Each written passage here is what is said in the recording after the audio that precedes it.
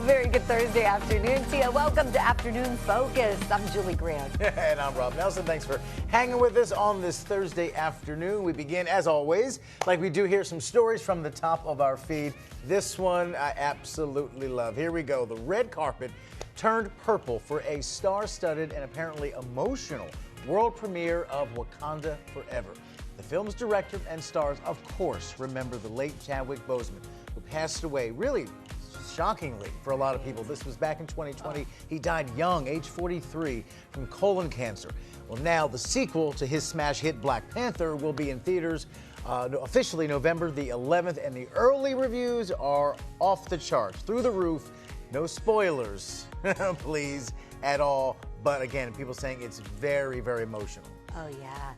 And guess who's set to release a new song for the film? A certain He'll star. get hit Super Bowl. Exactly. So I was going to say, a certain star you'll see in February for the Super Bowl, Rihanna, which like took the game up a whole different level. So not only she see her during the big game, but that she'll have a single in the movie as well. People are saying it's phenomenal. Oh, yeah.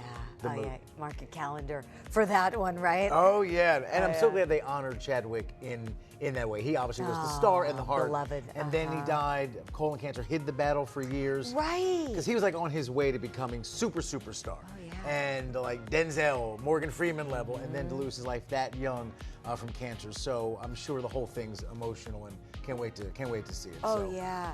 And Lift Me Up is the title of the film. Of Rihanna's song. Or no, of the film, I think. Let me think. The song. Yeah. Forgive me. So that's Yeah. Lift Up. What's the title of the sequel? Is it Wakanda Forever? Oh, Wakanda Forever. Yes, indeed. Yeah. So okay. November 11th. So okay. Go check it out. So that's soon. Coming up. That's like right after the election. Yeah, forget the midterm. Let's get to Wakanda Forever. Yeah. I know, right? Let's just bypass all that. I know. We'd rather talk about the film. Yes. Easier conversation. So and speaking of marking your calendar, this next story is sure to make you go meow. The 2023 calendar for the Australian firefighters is out. These firemen bared it all for the fiery photos with one of the big themes, you guessed it, cats. The calendar's have raised more than $3 million for worthy causes in its 30-year history. Oh my God! Listen, if I can, rattle on about Rihanna, clearly it's your turn. If there's any commentary you'd like to add about the, I don't know what I like more. I don't. Firefighters or the cats. I mean, it's a win-win. I think. I can see the pairing. Really, just totally, just hard to pick between the cut dude and the kitten. The cats. Yeah, it is hard to pick. Our EP said too many muscles. Yeah, I don't like that. Is that true for you? You're like, no, I like muscles. Yeah, muscles are good. Yeah, definitely. She's a little. Yeah, I know. Yeah, well, let's move on. Next story. All right, got a little fire here in the studio, I think. All right, enjoy that calendar and those kittens. Yeah, right. Yeah. As parents, of course, all of us like to go above and beyond to be there for our kids. And this next dad's dedication took the internet by storm. This is beautiful, all while making a family memory that these folks will never, ever forget. This is really, really beautiful. Sean Moody has the story now from Kentucky. Like so many kids across Kentucky, Michael Joe McGuire and his dad had a big blue tradition. I was a little boy growing up watching with my dad. Never did miss a game watching on TV. Michael lives in Pikeville with his wife Molly and their 2 kids. When UK announced they would hold this year's blue-white game in eastern Kentucky, Molly saw an opportunity to surprise her family. I hopped on and grabbed some tickets because I knew it was important to him and his dad, and I thought it would be a great experience for him to share with our son. Michael works as a roof bolter in a coal mine. I started about a year ago, and it kind of blew my mind. It's literally just like a big giant cave. He ended up working late Saturday and had to run straight from the mine, covered in soot, to the arena to meet Molly and their 3-year-old son, Easton. Easton was mesmerized. Pretty much anybody that dunked the ball was his favorite. Someone took a picture of Michael and Easton, remarking on how much respect they had for Michael clearly running straight from work to bring Easton to the game. The Facebook post took off. My phone started going absolutely crazy. It didn't take long for that photo to reach Coach Cal himself. He shared it. My family's American dream started in a Clarksburg, West Virginia coal mine, so this picture hits home, he said. And my phone rang, and I had no clue who it was, and I answered, and he was like, "Hey, it's Coach Cal," and I just sat there. I was like, It was a complete shock.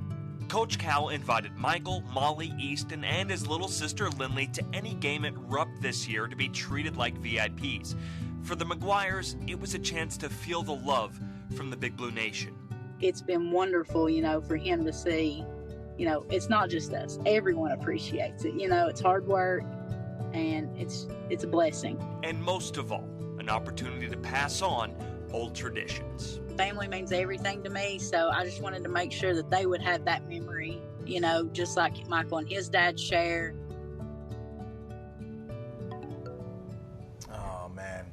I totally get why that went viral like that. And when Calipari tweeted it out, the coach, you knew it was it just resonates with people. One, I think every parent can appreciate rushing home from work, got to get the kid to this or that thing, or it's back to school night of the game, or whatever's going on. But it's the visual of, the coal-covered face and the mines, and it's emblematic of parenthood and the people, millions of us who fight to strike the right balance and be there for as much as we can, no matter what's going on at the office or in the mine, Beautifully said, Rob.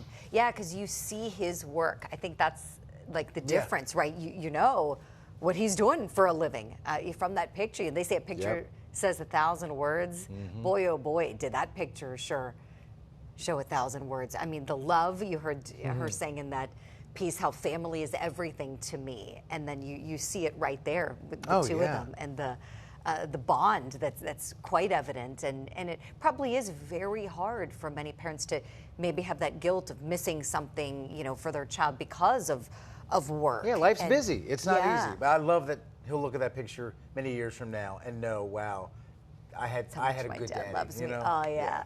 Oh. Well, as we often like to say here, we love giving you a look at quick stories that are just fun stuff to know, and we also love an excuse to play some cool music.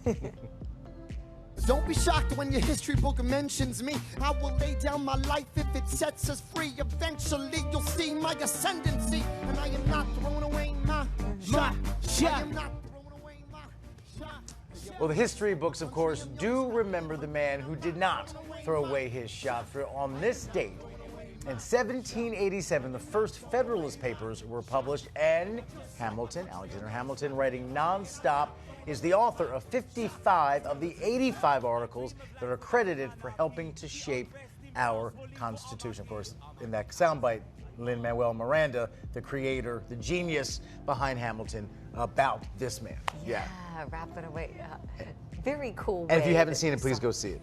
You loved it? I haven't seen it. You have to. I tried at the time when it was hot and just couldn't get tickets. It was hard to get, exactly. Right, but maybe now. It's cooled off. Yeah. It's cool. You can get tickets, and it tours. I mean, you can see it beyond Broadway in New York. Yes. Just the genius, not just because it's fascinating history, but the music is brilliant. Lin-Manuel Miranda is a literal genius. I don't use that word lightly. So if nothing else, go buy the soundtrack. That's very cool. Yeah. We just got a little taste of it there. Oh, and speaking of history-making creative minds, the TV show Walt Disney's Disneyland premiered on this date back in 1954 on ABC. The show would become the wonderful world of Disney.